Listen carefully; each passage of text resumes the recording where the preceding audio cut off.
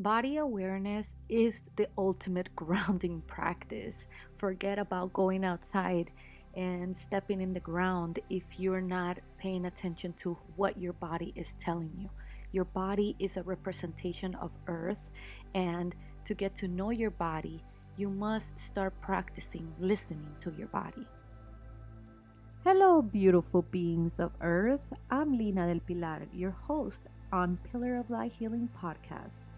As a doctor of Chinese medicine and acupuncture and a lifelong seeker of universal truth, I'm here to guide you through the magical realms of energy healing, occult anatomy, and the universe hidden secrets. Join me as we transform complex concepts into easily digestible pieces for you to chew, blending ancient wisdom with modern perspective. Let's embark on this journey to simplify your health and spirituality together. In today's episode, we're going to be discussing the foundations of energy medicine, specifically Chinese medicine, and how you can keep your body, spirit, and mind balanced and healthy. In the last episode, I talked about how we can start developing spiritual awareness and connecting to the spiritual realm. We have to understand that it is not separated from this physical reality. And in order to have this spatial awareness of the spiritual realm, we have to be in constant remembrance of ourselves. This includes the vehicle in which your soul or spirit has experiences in life. Becoming more aware of your body is going to give you a lot more awareness in the spiritual realm. So start paying attention to what makes you feel good or bad, whether it's the food, the people you spend time with, the toxins you intake or put in your body. This helps you create more discernment, which is necessary to make better decisions for yourself and others, also to know yourself a little deeper and understand others as well.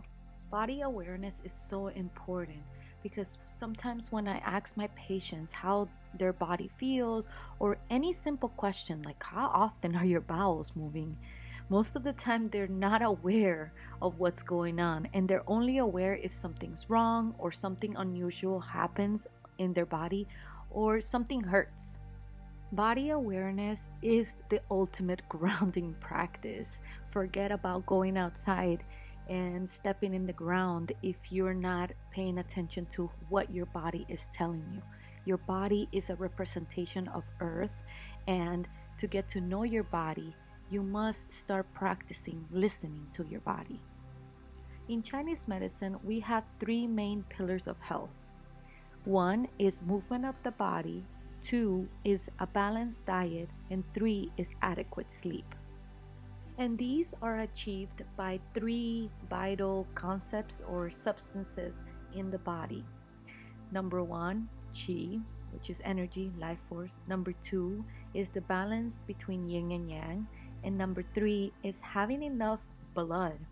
So let's go a little bit more in depth in each one of them and how you can balance those substances out. But we have to understand what are these concepts. Okay, so qi, what is qi? Qi is a central concept in Chinese medicine that basically emphasizes that the human being is a divine union between the energy of heaven and the energy of earth. And heaven and earth are not dogmatic in any means. Actually, they symbolize two aspects of life. Heaven symbolizes the lighter, subtle elements of life that go upwards, that are dispersed and refined. And earth signifies the dense, heavier elements that are condensed, concentrated, and go downwards.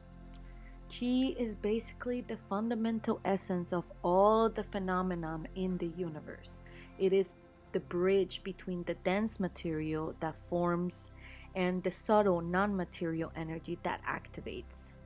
Since human beings are basically the union between these two elements of life, the subtle and the dense, Qi manifests simultaneously in the spiritual and physical level, and is basically a constant flow that allows movement in your body. When Qi starts to accumulate in certain areas of the body, it creates illness and pain. There's many different types of Qi or energies in the body and how they're they move and keep the body balanced, but I won't go into each one of them. I will make a separate episode explaining chi in depth because I feel like it deserves a whole episode. What I do want to teach you is how to keep this chi or energy moving smoothly so your body can be really healthy and really balanced. So, the number one thing is move your body. Remember the pillars of health? Move your body. Any kind of gentle movement that focuses in breathing and circulation is going to be great for this. Something like Tai Chi, yoga, even stretching or Qigong. Number two, avoid excess amounts of processed foods or sugars. This supports the flow and nourishment of the body, but mind you, I said avoid excessive. It doesn't mean that you have to be extremely restrictive because I feel like whenever you're really restrictive, you make yourself want it more. You know that thing that whenever somebody tells you don't press that button and you want to press that button? It's the same idea. You don't want to restrict yourself to the point where you can't even enjoy a night out with your friends because everything is processed. Unfortunately, at least I live in America, and most of the people that are listening to this live in America. Everything is pretty much processed. So avoid excess amounts of it. Just enjoy life and focus on yourself and stop judging everybody else that's not doing what you're doing. Number three, get enough sleep. Like, try to get enough sleep. So for men, 6 to 7 hours is sufficient, but for women, especially when they're on their cycle, they should be getting 8 to 9 to 10 hours of sleep to replenish the body and help it heal. Four, practice something that helps you manage your stress, whether it's meditation, like I mentioned in the first episode, passive or active meditation, or mindfulness. Mindfulness requires you to be in the present moment, be here now. And if we practice being in the present moment, we can alleviate ourselves from a lot of the anxiety and stress that comes from thinking of the future. Five, practicing emotional health, feeling and processing emotions, whether they're negative emotions, which I don't believe there's no such thing, but those are things that happen. We're all humans. We all feel anger, jealousy, envy, all of the emotions. So feeling them and processing them and accepting them can help you have a better movement of energy in your body.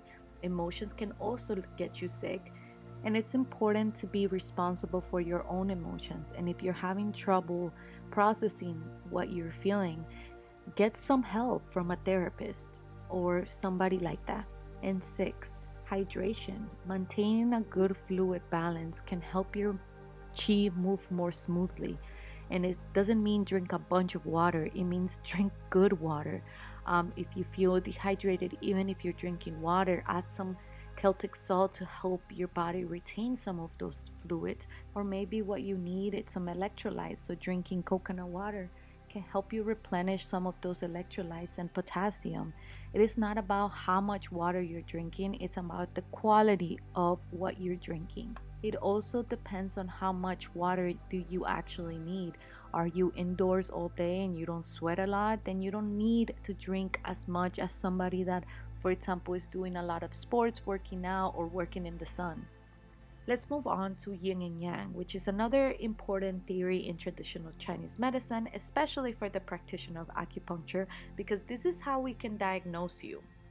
But how can we learn about balancing our own Yin and Yang in our bodies? Because that's the main focus of this podcast, to help you do the work. So Yin and Yang represent opposites. Duh, everybody knows that: negative, positive, feminine, masculine. But they're also complementary and need each other to keep each other in check. So like chi, how I spoke about chi, they're forces within the body and the universe. Balancing these energies helps maintain health and harmony in the body. Let's start by talking about yin. Yin in nature is cooling, soothing, and nourishing. Also represents substance, stillness, and receptivity. Is that earth substance that we have in our bodies. The functions in the body are moistening, cooling, and nourishing the body. Without enough yin, it can lead to dryness, heat, or insomnia. Yin also represents rest and recovery. Without enough yin in the body can become overactive and unable to replenish or heal. And this also influences the emotional stability. It helps calmness. Without enough yin, you get anxiety, restlessness, and difficulty managing stress. The way that we balance yin, if you're having any of these yin deficient qualities, is to consume more cooling and hydrating foods like cucumbers, melons, and maybe dairy products. In lifestyle choices, you want to make sure that you're getting enough rest, enough adequate sleep. Avoid avoid overexertion and help yourself manage stress better. Now let's talk about yang. Yang in nature is warming, it's activity, it is energy. It represents movement, transformation, and assertiveness. The functions in the body are to warm up the body, to promote movement, and to support the metabolic functions in the body. It energizes and stimulates the body system. Yang is extremely crucial for physical energy, metabolism, and vitality. Without enough yang, it can lead to fatigue and cold intolerance, and also digestive issues. Yang is also essential for qi and blood circulation to support digestion, absorption, and overall function of all the organs. The way that we can balance yang is through warming foods, spices like ginger, cinnamon, and garlic. In lifestyle, you want to engage in regular physical activity and avoid excessive cold exposure and maintaining a balanced lifestyle. So this includes the cold plunges that have been going around trending. It doesn't mean that you can't do them. It's just that excessive cold exposure will damage your yang, specifically in women. Women are already cold because they're ruled by yin, which is the cooling aspect. So if you are doing a lot of cold exposure and you're a woman, this may affect your yang qualities. And the third vital substance is blood. Blood helps maintain health and balance. Obviously, we know this. But it is not just the physical blood that's circulating in your veins. This aspect of blood has some kind of energetic component that is really closely related to qi. Qi moves the blood, and blood provides the material foundation for qi. Blood cannot circulate properly if qi is deficient, and qi becomes weak when blood is deficient. Some of the functions of blood are nourishment, moistening the body, and obviously circulation. But the fourth function is very interesting. It anchors the mind and spirit.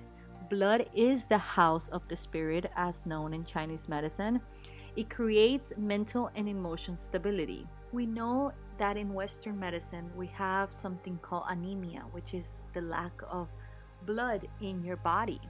And this lack of blood can lead to mood swings, irritability, restlessness, and so many more emotional things that we don't talk about usually. But this is well known, and you can research it yourself, that anemia leads to a lot of emotional instability. The reason I think it's important to know these kinds of concepts is because this can help you get in tune with what your body needs, to start becoming aware of what's going on within your body, and to keep your spirit anchored and balanced. In summary, enough qi, energy ensures that your mind is clear and focused. Also, it supports emotional resilience and how you handle stress. Having balanced yin and yang can support to have a calm and vibrant spirit. Excess yang can lead to agitation and restlessness. Excess yin can lead to depression and lethargy. Having enough blood can ensure emotional stability and mental clarity. blood anchors the spirit, it provides a home and stable foundation, essential for discernment. I hope this was helpful to create more body awareness. Thank you for listening and see you next time. Love you.